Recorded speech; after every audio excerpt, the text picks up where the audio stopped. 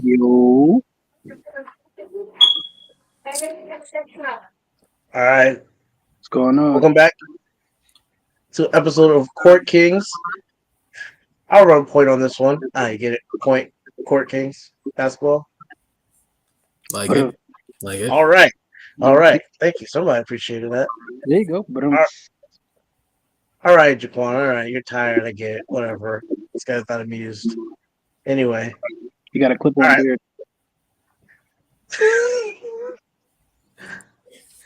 Jesus. All Don't right. hate me because you can't grow facial hair. All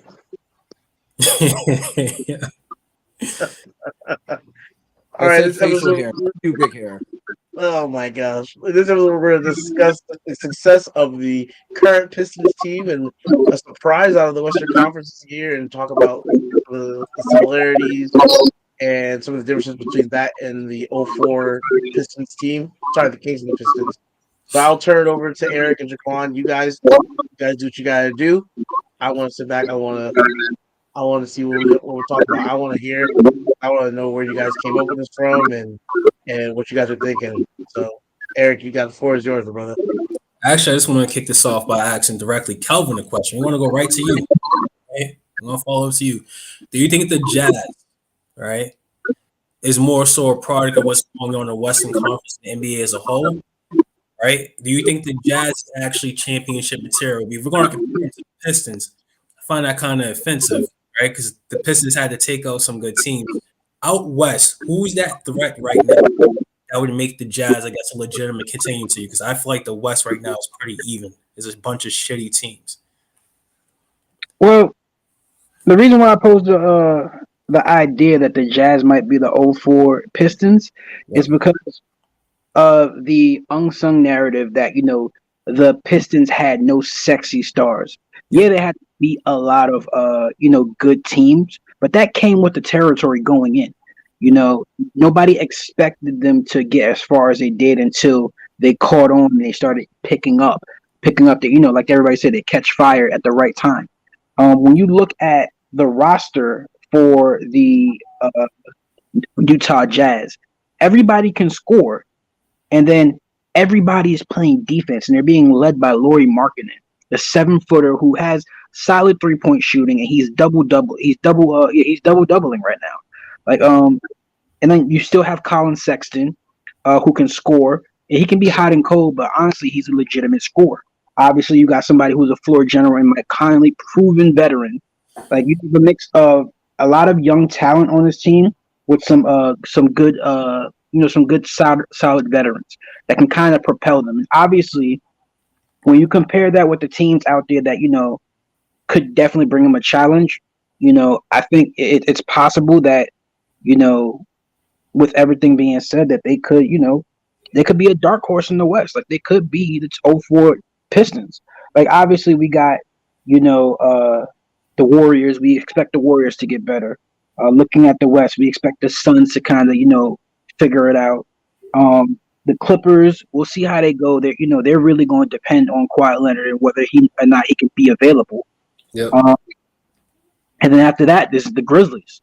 So we got Warriors, Clippers, Grizzlies, Suns as the real competition. Outside of that, we still don't know what Zion's going to bring to the table if they can bring it together for the Pelicans. It's a solid bunch with what's this guy's name? CJ McCollum and what's my man running the small forward position for the Pelicans?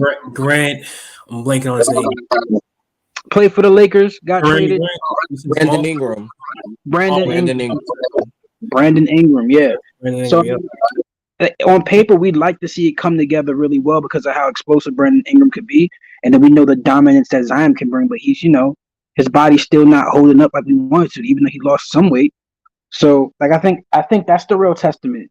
If the Jazz can consistently beat the Suns, the Clippers, the Grizzlies, and the Warriors, I don't know. They could be a dark horse for the Western Conference, and maybe even the championships. Okay. So I like the optimism. I'm actually going to fade the Hawks away. I think this is early season start for a lot of these teams. I think the Lakers are going to get better. I don't see them missing the playoffs again. I think the Blazers are playing well. I think the Grizzlies are actually probably the best team in the West. I think Minnesota's going to keep stepping forward once Rudy Gobert get a Lillard's hurt. huh? Lillard's hurt. Little hurt. I think it's more likely that we Yeah. see the Jazz outside the playoffs around April. Come I mean, April, it's more likely that they fall off as opposed to keep building on this stuff. I think these other teams just not in shape because I'm not sold that they're better than the Nuggets. I'm not too sure if they're better than. I mean, you know the Warriors are going to. I think it's more likely the 7th or 8th seed mm-hmm. as opposed to somewhere being at the top of the West. I think the West right now is just figuring things out. As I look at those standings, it just doesn't look right to me. The Suns, I think the Lakers are sneaking there. I don't think they're going to be a top seed, but I think they'll sneak in. I think the Clippers will be a top 5 seed. I think Memphis is probably the best product in the West right now as a whole. If we're talking to Jazz getting in, I think it's going to be a 7th or 8th seed. And I think that is really optimistic. If they get that year one out of Danny Ainge, that's fucking impressive. What you got on there, Jaquan? I think it's honestly laughable that people even try to make a judgment at this point because any game before Christmas is a mirage. The entire season before Christmas is a mirage. That's a fact. Celtics last year was teams that are going to look every team is going to look incredible, and some teams that are going to be incredible are going to look absolutely terrible, and that's fine. I equate it to literally every sport has their preseason, and the preseason is never long enough. So the first half of the season is literally just them working up the king. Now the Jazz, I think it's a point flip because if the young talent comes and hits along with the veteran leadership, then they can definitely make noise because, like you said, Eric, the West is not strong. The West is extremely top heavy, and top heavy, I mean, like there are maybe 4 teams that you can look and be like, yeah, I'm relatively good, and they'll be in the playoffs. 5 down, who knows? Because we say it every year about the Blazers. The Blazers have yet to prove. Mm-hmm. The Nuggets, we know, will probably they be there traditionally because they get have a there, bunch of talent. Yeah. I say the Blazers should be. I mean, yeah, but they're usually led by Lillard, who tends to get hurt at the end of the season. So, I mean, it may be a good sign that he's hurt early. Let's just hope he's not out the year. Because if he can come back towards the end to make that push, Grant, who's proven himself to be far better than any draft expert could have ever imagined for Jeremy Grant. Yep. You know, he's turned himself into an absolute supporting star. Yep. But it's really going to come down to if they can use this beginning momentum to ride the wave when we know they're going to stop. Like, there's going to be a part in the season where things are not clicking, they're not hitting shots, they're just playing more talented teams. So they're going to lose games. Of course. But can they stack up enough of a cushion to weather that storm, for them to figure it out, and for their guys to be cohesive, so they can, you know, kind of float between that 4 and maybe the 7 or 6. And then see what happens with the playoffs, because right now they're playing for house money. I'm gonna be honest with you. Y'all mentioned the team that I don't really care for. Who? The Timberwolves. Okay. I'm high on the Timberwolves actually. Go ahead, tell me why. I think that's it. Like, I think there's one real baller on that team, and I feel like there's one real baller on that team, and he's going to go out the same way Jimmy Butler did, because he's going to realize that at the end of the day, you know, Karl Anthony Towns is a joke, and I mean that. I don't mean that as harsh as it comes off as, but like a lot of his numbers, like he's too hot and cold. He's the most talented big man version of J.R. Smith and Larry Hughes that we have. That's disrespectful. It's disrespectful. Yo, it's the truth. He goes pieces that they got the pieces and at the levels that you want them at. You got a dynamic scorer in Anthony Edwards. Anthony Edwards going to get up out of there. Watch. Yeah. But I'm saying as of right now, as put together, they got the pieces that you want. They got a dynamic scorer. They got the big that most teams don't. They don't have that true beat you up down low, and stretch the floor, and get you the rebounds. And then they got a sharp that can really go bad. And then it depends on the rest on the floor now. Like they have what you want to be good. So my issue with the Jazz is I think even realistically saying getting that 8 seed is hard. Like, I'm looking the Suns, the Nuggets, the Clippers, the Pelicans, the Grizzlies. I put the Timberwolves in there. The Warriors, and I don't want to give the Lakers right there. It depends on how you feel about the Mavericks. I don't see the Jazz when it comes after Christmas or after the All-Star break being better than these teams. So mind you, the Celtics were underneath 500 the All-Star break last year, and then they turned it on. Once these start playing for playoff spots and these games start to matter more than what it does in 4 weeks into I think if the Jazz can keep up the momentum, like I'm not like what will they be the number one team in the West is one thing. I'm saying like my overall point before it gets lost on anything is that I think if this continues, they can be a dark horse contender in the playoffs. And I know that's extreme. But just given everything, looking at, the Western Conference as it is, like I don't like I said, I don't think Carl Anthony Towns can kind of lead the Timberwolves and be what the Timberwolves need him to be. Right now, as it stands, and I know you guys said, before the before Christmas, before the New Year, games don't really matter too much because everybody's rounding into shape. Yep. But we still can get enough of a sample size. We have Rudy Gobert's, statistics from when he was with the Jazz, right? And then we have the sample size of what they're doing right now. I read an article the other day that said when Rudy Gobert, Karl Anthony Towns, D'Angelo Russell, and Anthony Edwards are all playing on the floor together, they have a double-digit negative plus or minus score.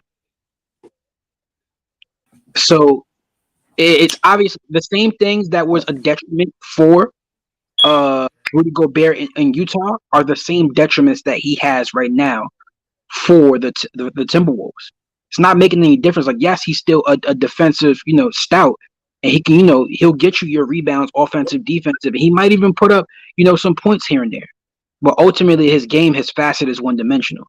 And then when you couple that with the hot and cold, Karl Anthony Towns, like I said, when he's on, he's on. But, like Jimmy Butler said, like, some people just don't want it.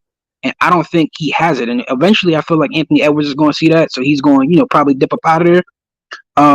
But outside of that, Suns, Nuggets, Clippers, Grizzlies, Warriors are the main teams that I see that would be the challenges for the Jazz.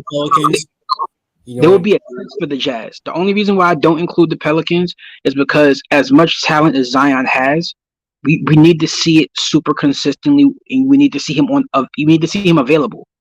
If he can be available and hold down his talent, then that'll definitely be in there. Because honestly, and I know y'all said this was extreme, but if Zion can be available and be dominant like he was when he really first had that stretch before he got set out for the year, I think he could be the MVP for this year. All right. You're right. That was extreme. All right. Yeah. You're right. It was extreme. Yo, here's how I look at it. Like I said, I think after All-Star break, when these games start to matter a little bit more, when these teams have chemistry, when Minnesota's played with, go big, got a couple of games underneath his belt with Minnesota, I think people want to be starting on the Jazz. They must win games. Like, we got to get the easy ones. I don't think these guys are going to go in Colin Sexton and Laurie Marketing. These are going to circle. Like, we got to get them trying to make the playoffs. I just don't see. I don't know. I could be wrong. I would be surprised. I've been surprised before. Put it that way. I just don't see that team is currently put together. They're off to a nice little run right now. But I think once these other teams get in the game, man, pushing that bottom half of the playoffs. Hey, don't sleep on Laurie Marketing, man. Like, people sleep on Laurie Marketing because he's been on teams where he wasn't the focal point. Yep. He was on the Bulls. He was on the Cavs, right? Yep. So nobody paid. Those are, nobody was paying attention to the Cavs for whatever you want to call it. They're a small market team, and he wasn't the focal point. He's a 7-footer that legitimately plays defense, and he has offensive game. We can see it from what he's putting up. And yeah, they have some easy games, but they're actually contesting with good teams too. Whether you want to say those good teams are just trying to round it into shape, he's contesting and he's keeping them in the games. So don't sleep on Laurie Marketing. Colin Sexton, when he was the focal point for the Cavs, putting up numbers. He is his best career numbers. I think he was averaging 24 points a game for the Cavs. So right now they got him in a 6-man role. You got somebody who can score at will, has handle, and has the passion to play defense. So I don't think they're going to be as fraudulent as some people think they're going to be. Like I think if they do fall off the cliff, it's not going to be that far.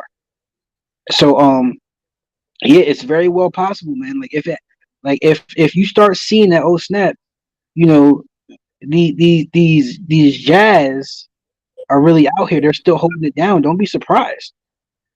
Like I think the favorites that we all favorite will definitely get better. But honestly, I think the Jazz are still right there with. And I feel like ultimately because the names aren't sexy, you'll see that probably they have one of the more complete teams in the NBA.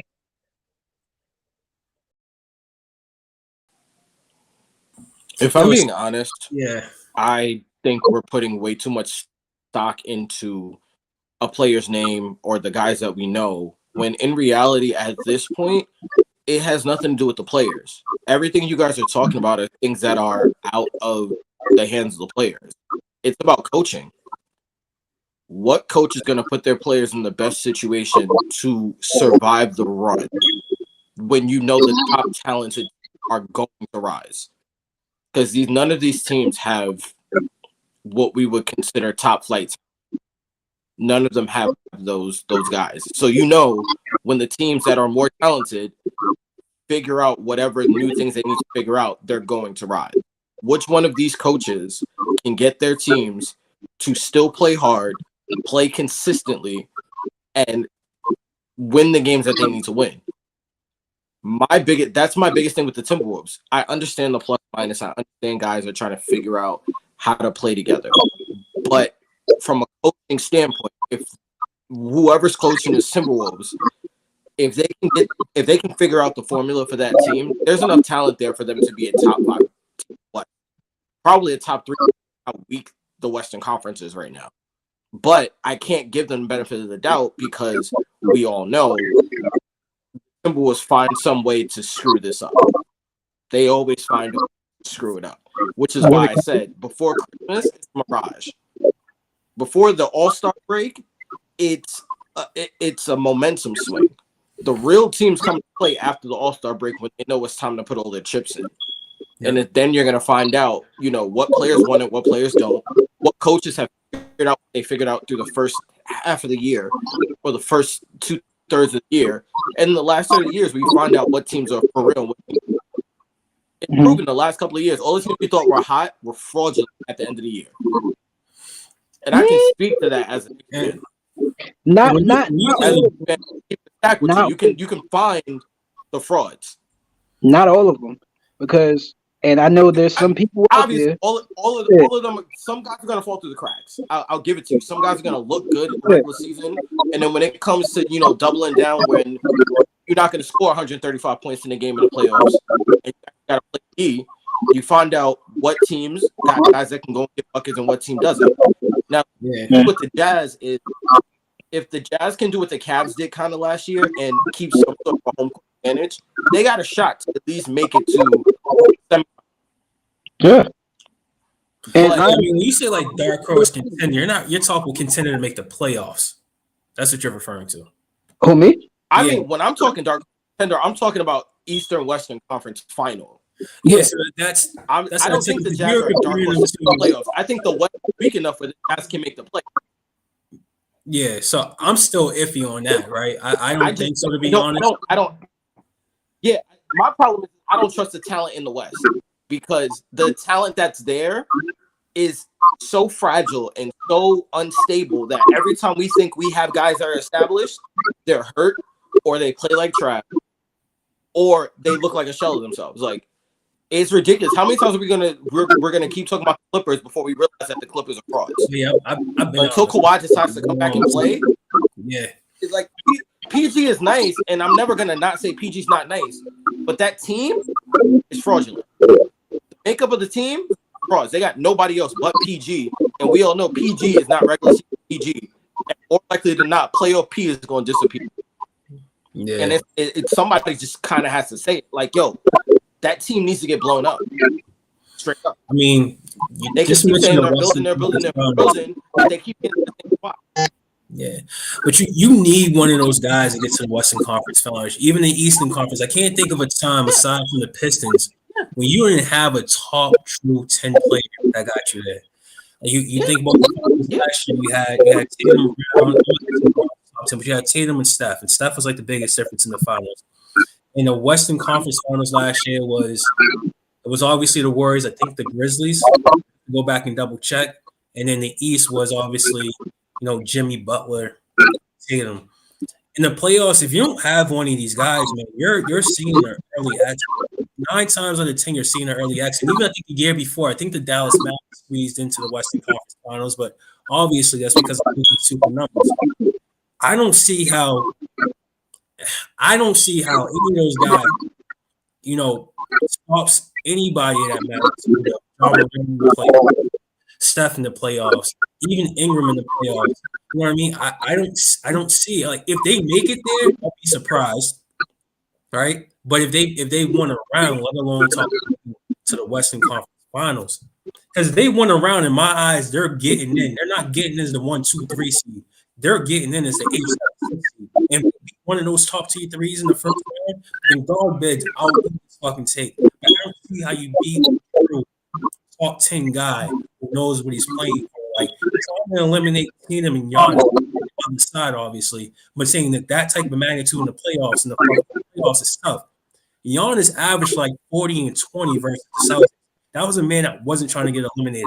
Same thing with Butler. Butler was hitting fucking threes. I didn't even think he could fucking hit. When you get to the playoffs, there's a whole other animal, and I don't know about a player on the Jazz who can become that.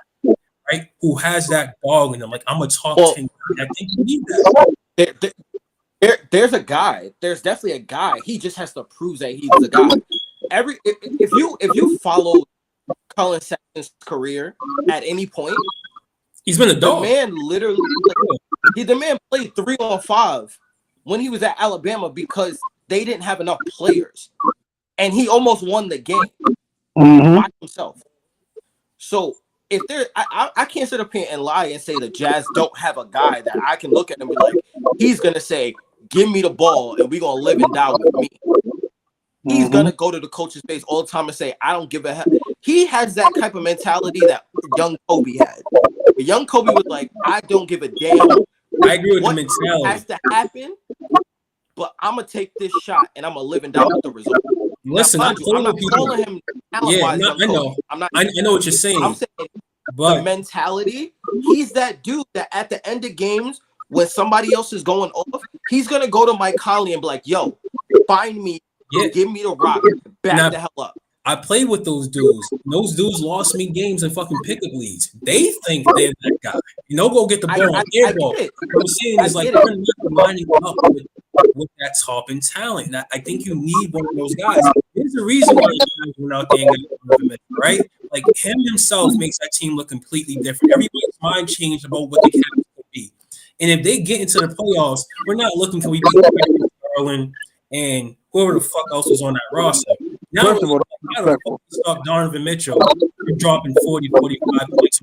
And that's the focal point. No disrespect, but you understand what I'm saying. Like, but adding again, Donovan Mitchell, here's the thing. Realize before you go, Calvin, because this is just our last point. You got realize we said the same exact thing about another team 2 years ago. Talk about it. In the playoffs, the Hawks made everybody believe it because Trey Young stepped in and became that guy. Before he had that series against the Knicks, subsequently against the 76ers, nobody believed that Atlanta was. Everybody thought Atlanta was just a collection of talent. Okay, until that one guy decided to emerge. Yeah. Okay, I always saw Trey Young as one guy though. I would say that's a difference. But again, I agree with your point. Yeah. Some people had said that he was that one guy, but again, nobody. We all said like, yo, we gotta see it. Because even when he was at Oklahoma, he was kind of that guy, but then never really got far enough in college basketball where you can look at him and be like, oh no, he's that guy. And it took him a couple of years to find it in the NBA. What I'm saying is I can see similar traits in Colin Sexton, and there's a reason why he didn't get along with guys in the Cavs locker room. There's a reason why he didn't get along with guys on the court because they were duplicating positions. On the Jazz, there's no like, oh, you got to figure out where role Colin Sexton's gonna play. He's your two. He's a small two, but he's your two, and he's just there to get buckets. So for him, when the game breaks down, because again, like you said in the playoffs, really what it comes down to is from a coaching standpoint, from a player standpoint, you've played a team so much that you know their moves, their counter moves, and the counters to their counter. So you just need a guy to go out there and get you some and win you a game. And you need a guy that's going to go out there and be unbelievably unstoppable. That guy, mentally, anyway, on the Jazz, you look at a guy like Lauri Markkanen, cool. He's going to get you through the regular season. He's going to average points. He's going to play through. That's cool. When it comes to just me versus your best player and I'm going to cook him, it's Colin Sexton. And there's literally nobody else. And it's like, listen, if that guy's not on my team right now, then the Jazz know, like, okay, we got playoffs. We just need to go find that guy. Mm-hmm. Okay. That answers a lot of questions. Yep. And I agree. If they go get that, if Colin Sexton emerges as that guy, then it's like, oh no, we just need to get complimentary pieces and let Colin Sexton be the closer that he is, and let him rock out and let him develop his game so that when next time we get in this position, it's not a mistake, it's not a fluke, it's not an off year, and he can go and get us some. Because it was the same thing with Dame. Like, once he proved it in the playoffs, oh yeah, we just need to build around him. That's it. That's kind of where the Jazz are, because again, Mike Conley's not long for this league. He got a couple more years. Mike Conley's like 34 years old. Mike Conley's not long for this league. Bro, he's 34 years old with leg injuries. Stop it. He's 34 years old with leg injuries and little athleticism. Stop it. This man is not going to be Damian. He's not going to be Andre Miller. He's not going to be Damon James. He's not going to stay around till he's 40. Stop. He's not long for this league. Sean Livingston. Believe that. Sean Livingston was 6'5", 6'6". Sean Livingston was going to have a job regardless. Mike Conley is 6'1" and a half. Stop it. Man, listen. Stop. But I'm on the same boat with you. Listen, I'm on the same boat with you. I think the Jazz will definitely be special. And I think people aren't paying attention. And you're right, Colin Sexton is the dog. And I feel like when they need him most, he's going to appear. My only issue is with the narrative that you said about the Cavs, Eric. And obviously, there's a bias. But with the Cavs, like people, you said nobody was paying attention. You said nobody was paying attention to him until the trade, and now people are saying, now you see him going off for 40. Like, you got to remember, right now he has Darius Garland has the highest point scored in the league so far in terms of for a game. Right? He did that without Donovan Mitchell. Last year, the Cavs were the hot team, and the only reason why they fell off is because Mobley continually got hurt. Celtics was the hot team. Yeah. Allen continually got hurt. And then ultimately, after he had his run of like 19, 20 games where he was just running the team, he got hurt. What's his name? Garland got hurt, and he was out for 3 weeks. Yeah. And then on top of that, you had what's his name? Spanish dude who was out and who was running the shooting guard or point guard position. Ricky Rubio. Ricky Rubio that was balancing out the team, and he was out for the season. And this isn't me taking a shot at all at the Cavs. I'm saying the same when you're talking for playoff positions, and some teams try to line up for certain teams. I don't think most teams are going to look and be like, oh, the Celtics had to play with the Nets in the first round last year. It was the Nets or the Cavs. You're talking Durant or Garland. You're going to try to face Garland. I'm saying the same. When you're worrying about that one guy, and Durant should have played, you're more likely to try to avoid playing the Nets in the first round than what you were. Now you get added facing Donovan Mitchell, and you're looking at them. We want to stay away from it. We don't want them as a first round matchup. That is a fucking brutal matchup. But I'm saying we're looking at a Garland. I don't know if LeVert was there. I think he was there last year. Ricky he came after the trade. I'm frightened to play them in the playoffs. Like, now it's different. That's what I'm saying. The same. If you look at the Jazz, teams are going to line up to play the Jazz. I don't think they're worried about losing Sexton in 7 games. Like, you know what I mean? I don't think they're worried about losing 6 games. The idea is, if I'm looking in the West, and I'm there, it's like, all right, well, behind the Jazz, there's the fucking, there's the fucking Pelicans, and we know the talent they got. Or we can go play fucking Lauren McKinnon and Sexton. We're gonna drop this game. We prefer that. just naturally, it's just like it's a different monster come to playoffs. Like, and I just don't think they have that playoffs. The regular season is different. You're going to have some guys average 30, 28, 25. You get to the playoffs, you'll walk down. It's different. Like the whole mantra of the playoffs is different. The Jazz have that guy to carry them, but I could be wrong. Maybe Colin Sexton in year 8, year 6, maybe I don't know. I forget when he got drafted. 2018 was it? Whatever the Celtics gave up that pick to y'all in that Kyrie trade. 2018. Was it? 2017. Colin Sexton is in year 4. He's in year 4. Okay, so maybe he puts it together now. I don't know when the Celtics gave up the pick. I'm just throwing out a year. It felt like forever ago since we had Kyrie. Fuck that, man. But we're moving on. We're moving on because here in Boston, we're not doing this. No, we're not. Proceed. Speaking of Kyrie, We're not. Speaking of Kyrie, the Nets actually lost tonight, 106 to 115. But peep this: they had 2, 4, 6, 7, 8, 9, 10, 11, 12, 13 blocks as a team. The Nets and lost. Yeah. 13 blocks as a team. Listen, it's been a while since I've seen 6 blocks on a team. They got 13 blocks and lost. And Simmons, I guess he played all right. He got 11 and 11, almost a triple dub with 11, 11, and 7. And glorified Draymond Green, bro. That's it. You know the difference between him and Draymond? At least Draymond is shoot and miss. That man won't bother. That's the difference between Draymond and Ben Simmons. Draymond is see the rim, look at it, and at least miss. Ben Simmons is see the rim, stand next to it, and throw that shit into the third row. Like, my man isn't bothering. Like, Ben Simmons is at this point just a worse version of Draymond Green, like unconfident Draymond Green. You took 7 shots tonight. Yeah, unconfident Draymond Green. Let's line up Draymond's like one of his games. I don't know, this year, see if it's similar. Like Draymond gets 11, 11. I mean, I've always kind of felt Ben Simmons was a little bit of that. Again, once he got to the league and I kind of saw him play, I definitely felt he was LeBron, more Draymond. I don't necessarily think that's a bad thing for the Nets.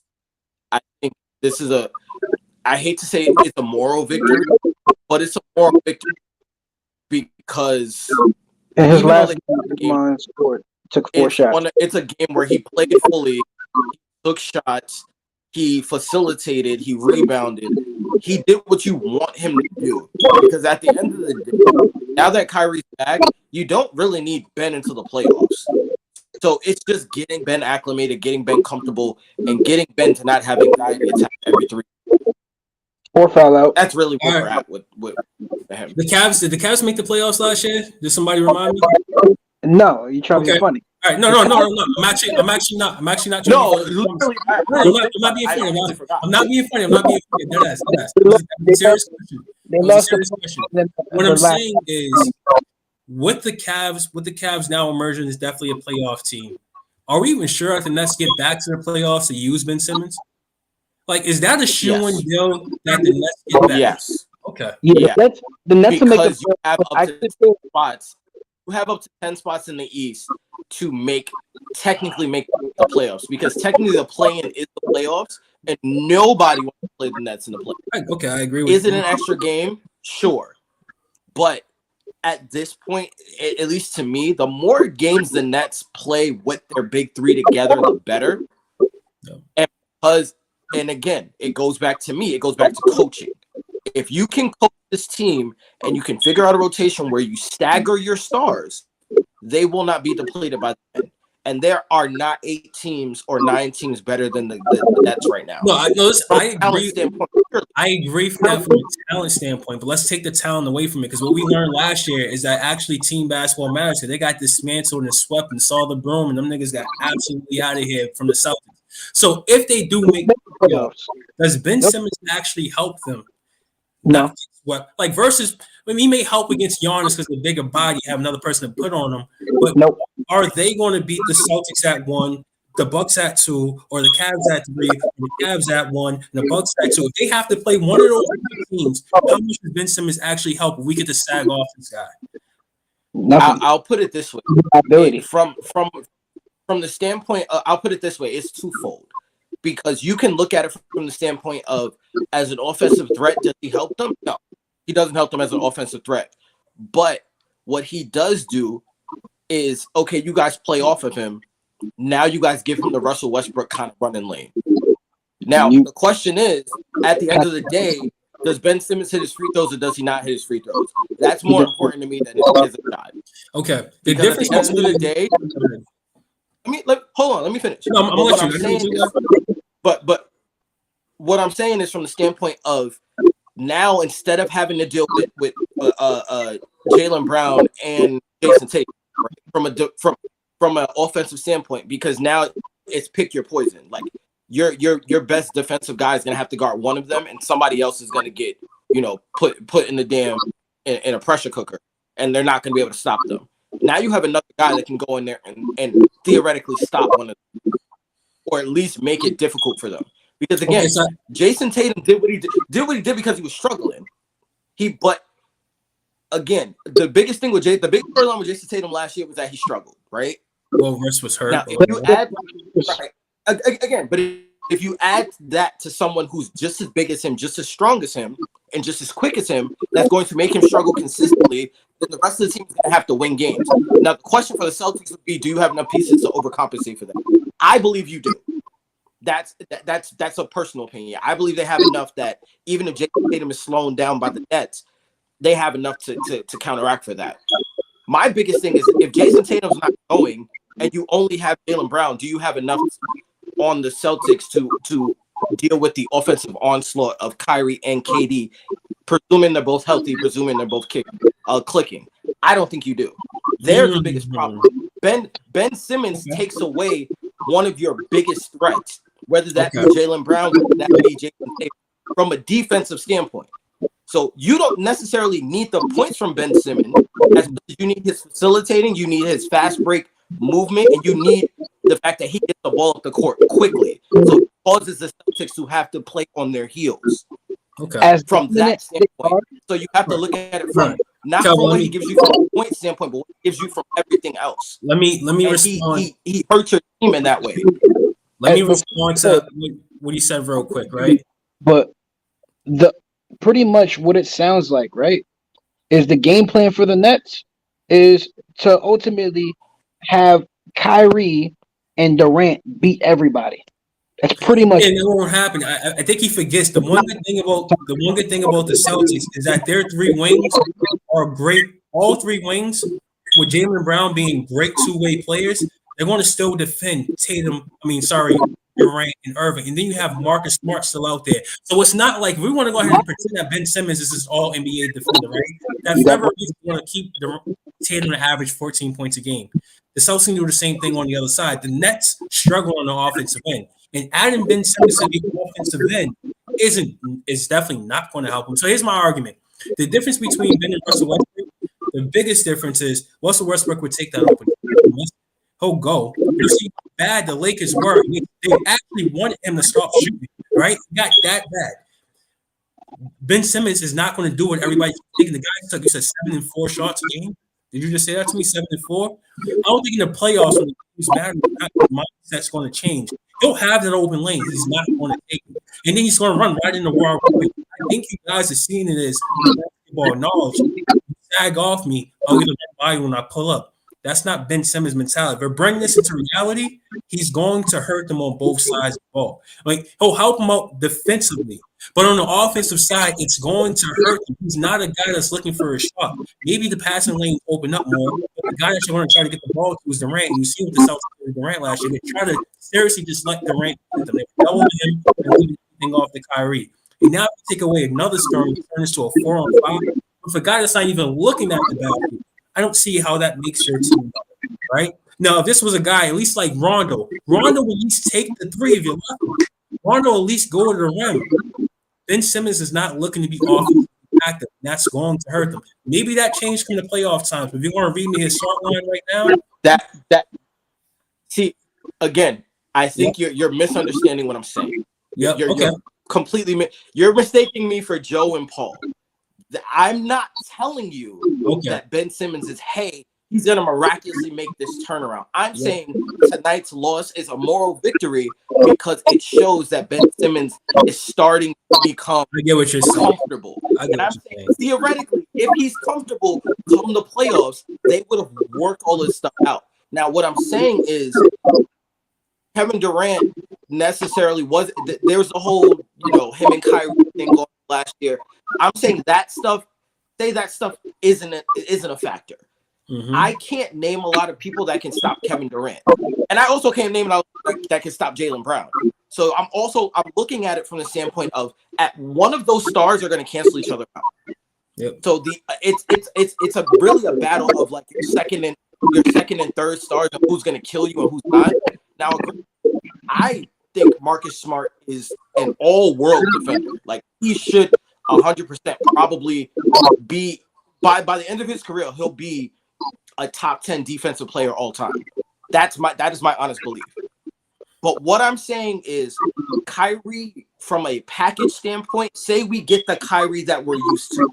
Yep. Kyrie from a package standpoint is maybe has probably, no exaggeration, a top 3 scoring package ever. Yep. Like he can literally. So what I'm saying is, if you get that guy, if you get that level of focus, and you get Kevin Durant, who quite possibly may be the greatest scorer of all time from a package standpoint, and you get those guys, and you get them close to where you need them to be, Ben Simmons' role reduces to a point where it's just like, bro, I just need you to stop, and I need you to make the right passes. And if I give you a layup, take the layup. Now, from this point to then, if he hasn't figured that out, and this is why I say the first half of the season is a mirage. Anything before the trade deadline is bullshit, because we won't know anything until the trade deadline. We won't know what Ben Simmons is going to look like until the trade deadline. So everything else is pontification. And we know every year players grow and evolve and change so rapidly that there's really no evidence for us to say this is what they're going to do. Gotcha. There's nothing there. What I'm saying is, if the Nets get that right, like if they get it right, the Celtics have all kinds of problems. What I'm saying is, I personally, and this is me personally, I still think the Celtics win, because I think the Celtics supporting cast is better than the Nets supporting cast, because I don't like the Nets supporting cast. Period. Outside of those 3 guys, I'm not a fan of the rest of the way that Nets roster is built. It doesn't make sense to me. It's asinine. If you guys get Robert Woods back and he stays relatively healthy, that kills this whole argument, because then Robert Woods neutralizes whatever Ben Simmons thinks he's going to do, because that man doesn't know how to make a contested layup to save his life. So that ends the argument there. I'm saying that this I think the Celtics game tonight is a moral victory. Let me say, now, this is my personal opinion on the Celtics. Call this a crazy take. I'm from Boston, so this is some serious bias. It is. You biased? Jason Tatum and Jaylen Brown, those 2 guys right now. He's already laughing. He's already know what I'm about to say. I think those 2 guys right now is a better package than KD and Kyrie. In my personal opinion, and here's why. The one thing that Kai isn't a great defender. Jaylen Brown and Jason Tatum are 2 stouts on the other side of the ball. Tatum can score just as much as KD can score. They're not going to be that far separate, right? KD is still a better player than Tatum. I'm not saying that. I'm thinking the package combined, the 2 players as teammates, right? Not as individual talents, but as teammates, I think are a better set of 2 than Kyrie and KD. And at an individual skill level, you can tell that Kyrie's better than Tatum. I actually might agree on the individual scoring package, being able to pull up the difficulty of shots. I might agree with that. But I'm saying as teammates, what one does for the other and how they play together is better than the ISO ball that KD and Kyrie play together. And it works. So it may be extreme. I don't think with the Celtics last year was a fluke. Now you add in, if you take away Brown and Tatum for the reason they both were bad, now you're looking at, all right, we got to figure out a way to start Brogdon. Marcus Smart should be able to pick up some things. Like, we got a bunch of pieces to make. I remember last year, the guy who actually killed us the most on the Nets was Bruce fucking Brown. Like, that, or whatever, Bruce Bowen, what the fuck his name is. That was the guy that put us up. Huh? So it definitely wasn't Bruce Bowen. Yeah, you know what I mean? Whoever, Bruce Brown, like he was the one that he was a guy that drove me insane and like Claxton. Like those are the two guys that was driving us insane. So with that being said, man, I just don't see the Nets figuring it out because those are two strong ISO plays. It's like get me the ball and move on. And I think to prove that point, those two are put together. Jason Tatum and Jaylen Brown, they've only made it to the Eastern Conference Finals now multiple times and just made it to the finals, and they're still like 25 and young. You're talking about how many times AD's done that a couple times OKC, obviously. But we're talking about Kyrie and what that blend and what they've done together. Like they haven't got it yet. And I don't think that's by mistake. Like they're offensive-minded players, and the defense is suffering. And yeah, maybe Ben Simmons helps that out, but how much can Ben Simmons pull a team? Like he's not a center. He maybe pulls away from Jason Tatum. I get what you're saying, but the biggest difference that you're not accounting for is that the Celtics have actually had basketball coaching. That's right. Okay, so look, we got Joe Mazzulla this year, right? We got a guy that's 32. I don't know who the next coach is going to be because if come Christmas, Udoka magically shows up and he's coaching the Nets from that point on. I don't know what he can do mid-season, personally. But what I do know is that he got your guys that everyone questioned they fit together and not fit together. He got them boys playing last year. So his reputation precedes him. That's when you start talking about who's a better teammate, who's a better tandem, that has less to do with the player and more to do with the coach. Because who's going to be put in the right situation schematically? Because again, you keep talking about ISO. Granted, when has either one of those guys really been coached really well? Now, Kyrie, you can say Brad Stevens coached him and he couldn't figure it out. But Kyrie really played with a certain level of ego and also dealt with injuries. And there's a lot of other miscellaneous things that you can point to. But those guys, I mean, again, Ty Lue, I don't really give Ty Lue that much credit, but okay, we can whatever. But can the Nets from a coaching standpoint get that team together? That's yet to be determined. Now, at the end of the day, that goes back to my that also goes back to my point to the point with the Cavs and with the Jazz. Because the biggest difference between those guys is that the Cavs have figured out from a coaching standpoint how to maximize the talent that they have right now and how to play style of basketball right now and have them being at the top. So that when the talent does rise, they have the defensive mindset already and they're being coached in such a way that they're going to be able to weather the storm. I can confidently say that. The Jazz, we don't know because they have so many young pieces, but we really don't know how those pieces are going to fit together long term. They're still trying to figure out who fits where, who goes where. They're just letting talent go nuts, and that's fine. But from a coaching standpoint, they don't have Quinn Snyder anymore. I don't believe. No, Quinn Snyder's not there anymore. So I don't know who this new coach is. I can't really tell you if they're going to figure it out or not, because that's the biggest problem. Is now you have a new coach with all this young talent. And it's like you don't know what you don't know. You're just playing ball. When it comes to playing against a guy who can schematically take away what you do best, can you still operate? And until proven otherwise, the Jazz are going to have to figure, because the teams are going to figure the Jazz out relatively soon. So can they figure out multiple counters to when teams come out and counter them? That's the biggest thing with the Jazz. If they can, because again, Larry Brown's not walking through the door, and Larry Brown's style of basketball doesn't work anymore. That was the biggest thing with the Pistons. They also had Larry Brown, and they all bought into what Larry was doing. They all bought into their roles. So there wasn't any ego. It was just more so, we're the Pistons, we're the city of Detroit, we play together. Like there's no one guy over another. And then they had the closer in Chauncey Billups. Will Hardy, every coach. Their role, everybody accepted their role. Say that again? Will Hardy is the coach for the Jazz, who was the assistant coach under Greg Popovich and Ime Udoka. Yeah, I remember him signing him actually. So, again, that's a very good coaching tree. So there's a very real possibility that they will be coached well enough that he will figure it out sooner rather than later, and he'll have counters to counters. So it's a matter of can he squeeze the most talent out of those guys right now as they learn and as they become better players within themselves, or will their youth kill them? Because that's really what the Jazz have right now. If their youth doesn't kill them, I don't think that this year they'll be the 2004 Pistons, because again, all those guys were relatively older guys, or at least in the prime of their careers. But moving forward, like, will they get Victor? No, definitely won't get Victor. So they're not going to get that superstar walking through the door. But they have a collection of pieces that moving forward can operate similar to those San Antonio teams, where if you can get Colin Sexton to play like Tony Parker, you're doing well. If you can get marketing to give you the same effect, not the same. I'm not saying he's the same talent. I'm not saying he's the same player. Same effect that Tim Duncan had on that team. Now you're cooking, because now you already got 2 to 3 pieces. Now, can you find that guy to come off the bench and ignite the way Ginobili did? Can you find that piece?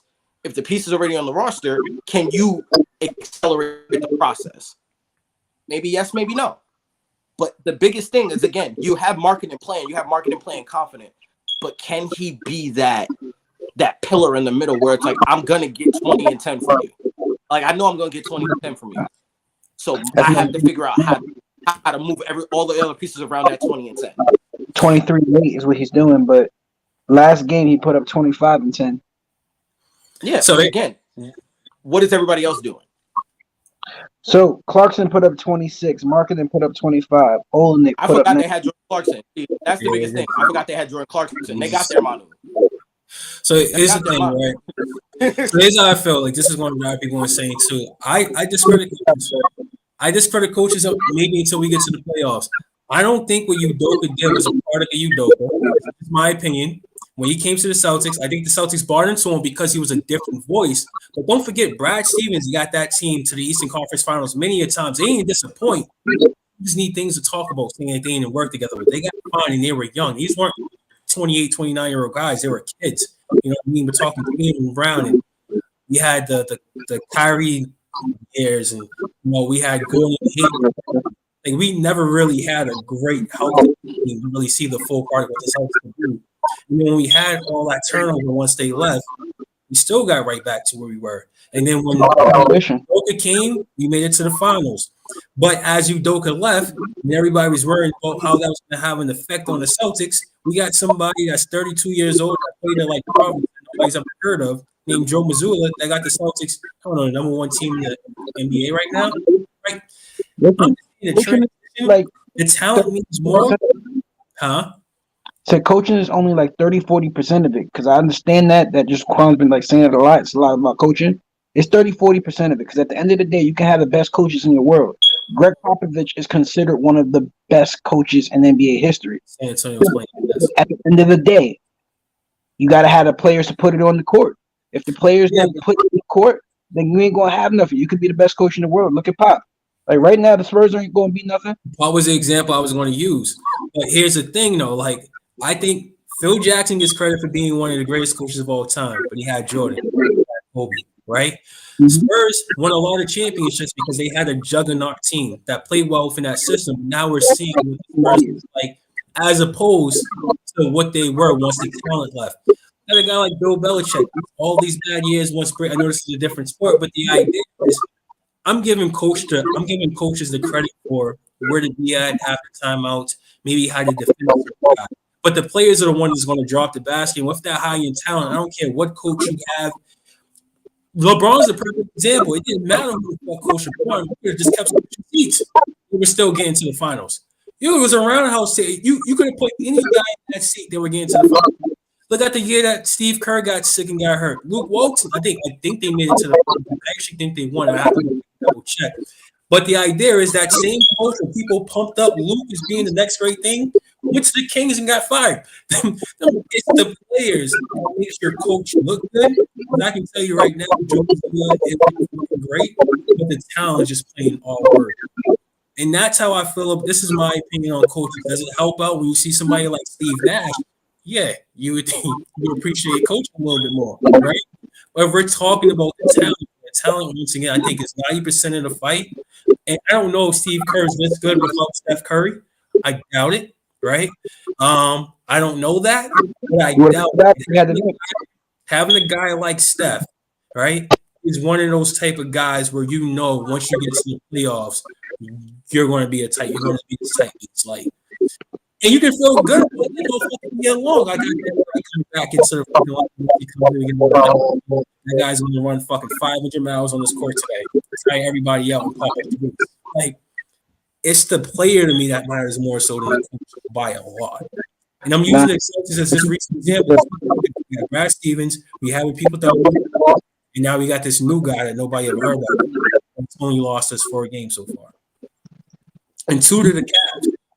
You know what I mean? So like, it wasn't even like we lost. Like, again, the same way you can say that. Oh, it's 60% play. Let's just use that example. It's 60-40, right? I would say that what you're saying is 60-40, and I'm not disagreeing with you. I'm saying that 40% is important. I think so and too. That 40% has paid dividends in the past. That's all I'm saying. And especially when it comes to younger teams, like we're talking about the Jazz. We're talking about youth. At the end of the day, talent can only get you so far when you don't know the game. It sucks. That's what I'm saying. Talent can only get you so far when you don't know the game. Coaching is there to guide you in the things that you've never seen before. That's what I'm saying. So I'm not disagreeing with you that ultimately you're going to have the talent to execute on the court. That's not what I'm not saying that I'm not saying that that's wrong. Calvin thinks it's 60-40. I think it's more like 90%. I mean, Doc Rivers is another good example of this, right? Even if you want to go 90-10, cool. Let's go 90-10. 90% of a team, when it comes to talent, doesn't automatically make a championship team. And that's been proven throughout NBA history. That 10% is what put them over the edge. Oh, and I would agree with that. I would agree with that. I'm saying that 10% that half the time. That's all I'm saying. The strategic, having like, what get his name up in Toronto doing the boxing one, like having certain things that throw teams off is crucial. You're not letting people go out there and shoot. I think that's important. But I'm saying, like, you still need that higher talent more. You can have the higher talent and be competitive. I don't think you can do it the other way around. Have a higher coach and be competitive. That's been proven. I'm not saying that the coach matters more than the talent on the team. I'm saying if we believe that Utah is what they say they are, or what they're showing that they are, which is an extremely talented young team, it is going to come down to the coaching, not the players. Because we're already saying that these guys are talented. These guys are going to go for it every night. These guys are going to play hard. They're going to try to outwork everybody. We're saying 2 things for the Jazz. It's who's going to emerge as the alpha, and can the coaching outcoach another team? Because the talent's there. They're beating people. The talent, they're obviously talented enough to beat people. Mm-hmm. They're beating people. It's what is that? What is that second and third piece that make them? It was the same thing with the Cavs. The Cavs' biggest thing was, okay, we know you guys are talented, but who's the guy? Garland stepped up and smoked the league, and they scared everybody. And then Garland gets hurt, and it all shrinks. So it's like, okay, so Darius Garland's the guy. All 3 of them got hurt. Garland, Mobley. Yeah, but I'm saying, okay, so it's like, okay, so we know we got our guys. And we know that when those guys aren't there, we need, like, okay, these guys are young, these guys are hungry, these guys are talented. They still need time to develop. They still need to be coached. But we need a guy that right now, when coaching doesn't matter, who can we go to? Cool, we can go and get Donovan Mitchell on the cheap. Bet, got you. Go and get Donovan Mitchell without having to give up anything. Now our team comes back. Now we're going to have to scheme it where, like, okay, we know you guys are good, but can you play off this guy that's proven to the league that he's one of the best? Yeah. And then when we need a bucket, we going to get the fuck out the way, be ready to score if he gets triple teamed. Like, be ready to go and make a play, but just understand this guy's taking the last shot. Gotcha. That's really what happened. That's really what it is. That's what I'm saying. Like, now the Cavs are legit because they have all 3 pieces. Yep. They have the talent, they have the guy, and they have the coaching. I didn't That's all I'm give the saying. Cavs enough credit, I guess, when they made that trade. I was saying they're telling Calvin they weren't going to be top four. They said they were. They were. Let me ask y'all one last question though, because as I'm looking here, right, Mm-hmm. based off this coaching, how many games do you think a good coach makes up on a Nets team that's 8-9 right now? Excuse me? How many games does a good coach make up on a Nets team that's 8-9 right Good coach. You trying to say Jimmy? You trying to say Jacques now? Vaughn? Is that the coach? Put Popovich over there in Brooklyn. How many games would Popovich make up on an 8-9 team? Because ultimately, where I'm going with this, Would he make up for? Would he make up for himself right now? yeah, We're like not talking about. you're just swapping the coaches. The scheme changes.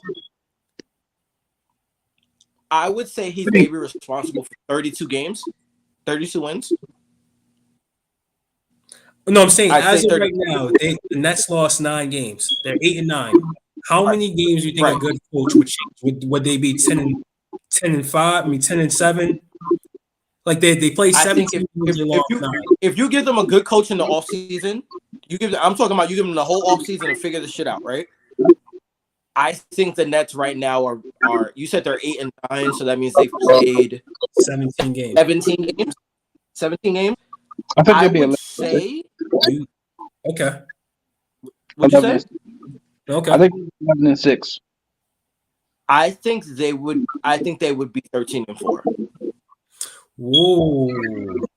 I say 11-6 because I say 11-6 because you know what they've dealt with so far this year. Ben Simmons being on and off, not playing, and then on top of that, Kyrie hasn't. He had his moment he weren't playing also. So navigating that, I'd say like I said. No. The reason why I asked that question is to put this back into perspective how much a coach matters. So using the percentage-based thing. So essentially, what you're saying, coach, you think a coach would equivalent to 33% more wins for having the better coach. That would be your math on that. 6 out of 17 games, almost 6 out of 18. You're 30. Yeah. You're thinking that, okay. So, I mean, that's a big number. But again, if you take the totality of the Nets talent, that's what I'm saying. I'm looking at the totality of the Nets talent. I give you the Kyrie thing and the being suspended and all that, so maybe that skews it a little bit. But I'm still looking at the fact that you give Popovich a guy like Kevin Durant, you give him those young scorers like you got Cam Thomas, you have those big guys who can play defense, who can move around, who can rotate, who can stay solid. Mm-hmm. I'm looking at it from a standpoint that they would win more games because they'd be better defensively. And they would be able to get Kevin Durant easy shots. Right now, still they would schematically be able to get Kevin Durant easy shots. Yeah, that's how I'm looking at it. Where it's like schematically they would be better defensively. So they would beat up on teams because they have the length and they would play the passing lanes a lot more. And then in the half court situation, you have a weapon like Kevin Durant, where Kevin Durant will probably be coming off, post, backdoor screens, backdoor cuts. So he's getting easy buckets. So that towards the end of the game, next thing you know, you look up, Kevin Durant got 30 in the third quarter. And you're like, oh shit, okay, now we gotta guard him. But by this point, he's already going to cook you for another 15. That's how I'm looking at it. That when I say that from a coaching standpoint, I mean the way that they play would be far less chaotic and far less give me the rock, move out my way. It'll be far more you have a voice to be like, yo, Katie, you're gonna get yours. Don't worry, I'm gonna get you yours. But right now I need you to play like this. I need you to do this for me so that when the game comes and you go and get yours, it's not you don't have to sit up there and average 33, 34, 35 hard points. I'm gonna get you 25 easy ones. I need you to give me 10 hard ones. And let me take care of the rest. Because the other guys are gonna know their roles, play their roles, and not step out of their roles, so they won't step on your toes. That's what I'm saying. Okay. So he's gonna give you what? 10 easy ones and 10 hard ones? No, I said Pop will get him 25. Like say Pop will get him 25 easy ones, 25 gimmies. Because if you look at from a percentage standpoint, 25 points isn't that much. Mm-hmm. With the way KD shoots and the way KD scores, that's 1-2 dribbles inside the arc. That's backdoor cuts. That's alley-oop dunks. Because at the end of the day, the nigga's 7 foot, and that's a couple of pull-ups, and that's a couple of coming off curls and screens and all that stuff. So those aren't hard for KD. Come halfway through the third quarter, going into the fourth quarter, then it's like, all right, teams are gonna try to lock in on you. Go cook. Cool. We're gonna rotate around you. We're gonna open lanes for you. We're gonna set screens. You're gonna be there, ready to take shots and make shots for you. Ben, I just need you to be ready to give him the ball. I need you to hit a pin down. I need you if you get a rebound, I need you to go to get easy points. I need my shooters to go to the side. I need my shooters to go to the corners, and I need y'all to clear the room for KD to cook. Right. So go and get me 10 hard ones.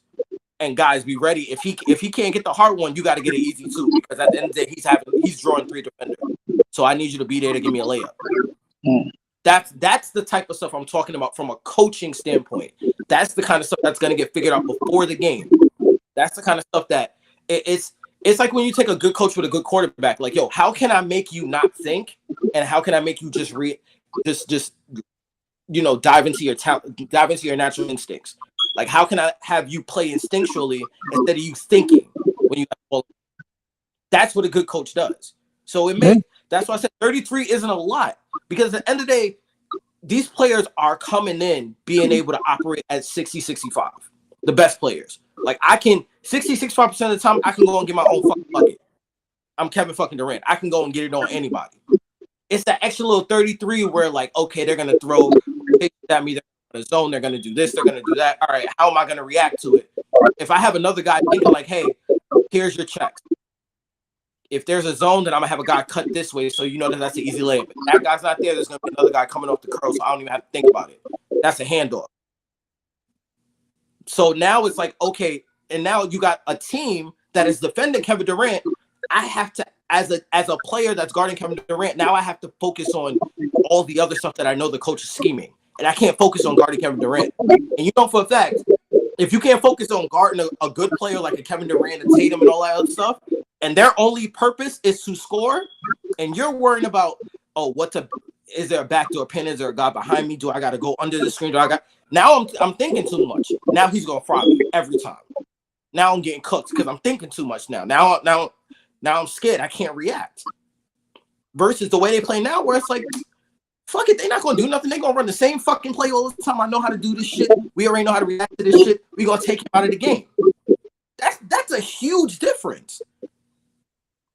That's what I'm saying. That's a big difference. That's the argument I'm making. Any last words on it, Eric? Huh? Any last words on it?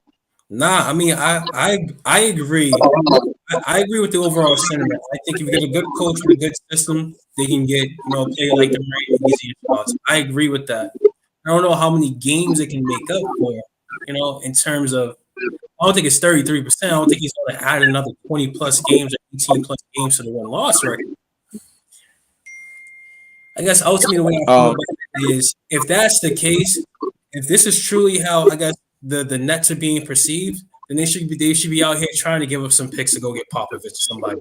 See if we can get Phil Jackson out of retirement. If they truly feel like it's more so, I'm just throwing it out there. I see Calvin's face. The point is, go ahead and get a guy that you think is a bona fide stud.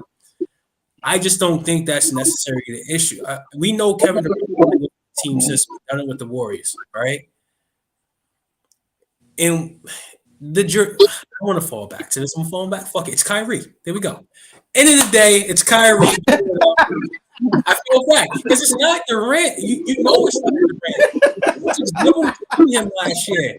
The guy who was scoring for him last year was Bruce Brown. He was the guy that was slashing off Kevin Durant. If they didn't make Kevin Durant turn the ball over, they were trapping him damn near around half the court. It was Kai that was supposed to be that guy, right? So I don't know necessarily it's a team, but I'm sure last season in the playoffs. Huh? Wasn't Kyrie hurt last season in the playoffs? Nah, I thought he came back the last few games. Let me just double check. He was definitely on the court, but I remember he almost won you guys. I think like the second game. Well, not you guys. It's Paul. We'll say Paul almost won the Nets fans the second game, but he was out there. I don't think he actually missed any of those games. There's only 4 games. And I answered it before, but Ben Simmons is not playing how he needs to at this present moment. He's still working out the issues and whatnot, but he hasn't been playing to form. Like he had a 20-point game the other day, but he just put up 11, 7, and 11 today. So he's rounding out. We'll see how it goes. I mean, he could fall off a cliff again in a couple of days, or he could start picking up momentums and start averaging double doubles. We'll see. As of right now, it's still a little too early to find out whether or not he will be. Oh, looks like we lost somebody. Yeah, Kyrie played all four. Okay. But all right, guys, it was a good one. I'll catch up with you guys. See y'all again. I, Calvin. We'll say I to Jaquan. We already based on. Oh, Joe, you was there the whole time, huh? Nah, he was quiet. He was boo loving. But yeah, man, catch up with y'all. Right. Eagles Nation, Cavs Nation out here. You know how I go. Ass Nations, what you said. You're right. You know how I go. Speak about your own damn team. Yo, we #1, bro. You already know that. That's what you want to talk about. Listen, man, Bengals Nation, Cavs Nation. Oh, man, they fell off too, huh? Bengals fell off too. Bengals did not fall off. We They ain't what it's supposed to be. Excuse me, we 6-4 right now. Excuse me. Oh, okay. You're 2 games over 500. You right? 6-4 right now. No, now you're right. You're right. Defense. Who else is 6-4 with a shitty quarterback and Joe Judge is his offensive coordinator? The fucking Patriots. There you go. There you go. Joe Judge. Joe Judge and Matt Patricia is like our offensive coordinator and defensive coordinator. It's fucking brutal. Are we going to talk about football? Because you could have talked about that because Jaquan, because he's a Jets fan. You could have talked about that with him. Yeah, that was probably the worst football game ever played in history. Yeah, the crazy thing about it, bro. The Cowboys, you talking about? That's the worst game in history this season. Yo, the worst thing about it, I seen the over-under.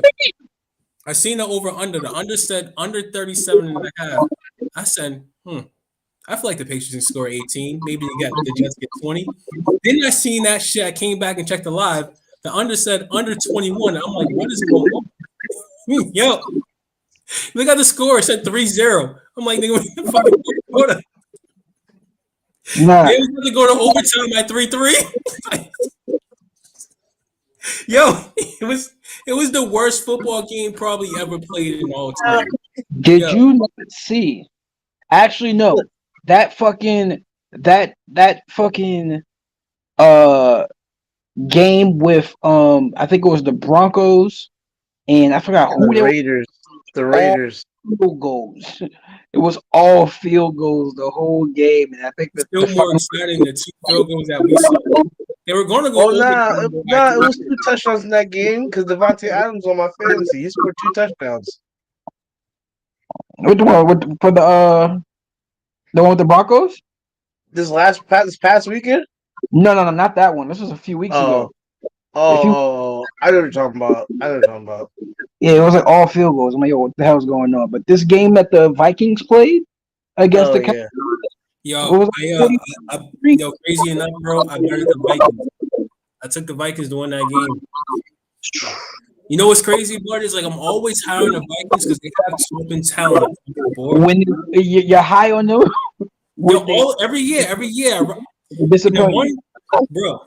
Every year I'm high on the Vikings. Like they gotta put it together. I mean, they got Dalvin Cook back there. They got a shit ton of receivers. Justin Jefferson's cooking. The defense is okay, and they literally just got lit up every time the Cowboys touched the ball. Bro. I stopped watching it like in the first quarter. I'm like, this is right. Don't be surprised. Super Bowl. It was like they scored on like 6 or 7 possessions or something like that. It was awful. Yeah, it was awful. Well, I mean, shoot, me and Paul, we do a prediction show every Wednesday. So if you want to hop on the prediction show tomorrow, we'll be on there. I got you right now. Like the Bengals won the Super Bowl 2023. We out of here. Listen, it's gonna be the Ohio year, man. Bengals win the NFL Super Bowl, Cincinnati. Then the NBA championship 2023 is going. Say goodnight, Calvin. I know, man. All right, cool, bro. Until tomorrow. Until tomorrow.